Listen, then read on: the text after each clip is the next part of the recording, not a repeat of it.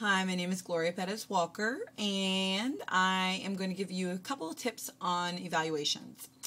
A lot of people will come to me and say that their child is being denied speech services, OT services, certain behavioral services, and without the understanding that evaluations drive everything. If your child does not have the correct diagnosis or or an evaluation that says that they need a specific service, you're really not going to get it from the school district.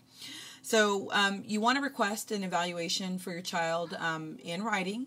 You can do that just on a handwritten note. It doesn't have to be anything fancy. Don't stress yourself out any more than you already are.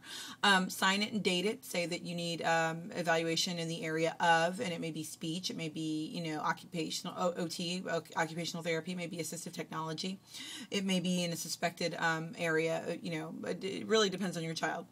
You're going to get the records clerk or whoever you give that to, the secretary, receptionist, principal, doesn't matter. You're going to get them to sign that and date it, and then you're going to get a copy of that. You're going to have them make you a copy of it, and they keep a copy. They keep the original. You'll keep a copy for your files. It's really important.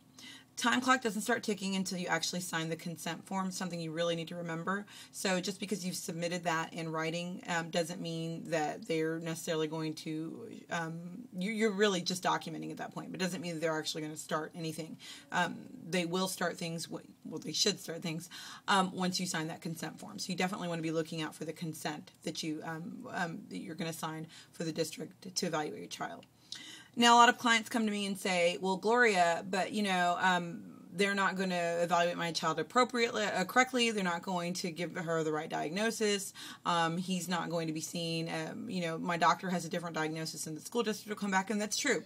The district may not. A lot of times they don't. You always have the right to disagree with their evaluation.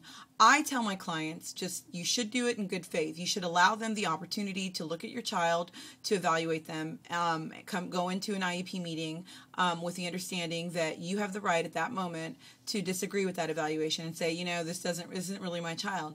And at that moment, you request an IEE, which is an independent educational evaluation that's supposed to be paid for at the district expense.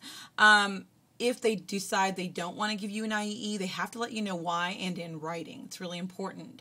So, but it doesn't mean just because they give you a certain diagnosis doesn't mean that you have to agree with it. It's what a lot of parents don't quite understand, and really, unfortunately, let a lot of time lapse because they're, waiting for the district to come around for certain services and don't understand that evaluations drive everything.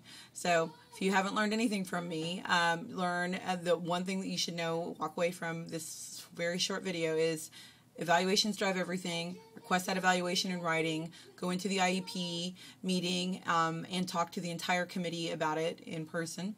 And also remember that in that formal setting, you want to be clear that you get that evaluation ahead of that IEP meeting. You don't want to be presented with an evaluation on your child. It's really emotional for some parents. It certainly is for me.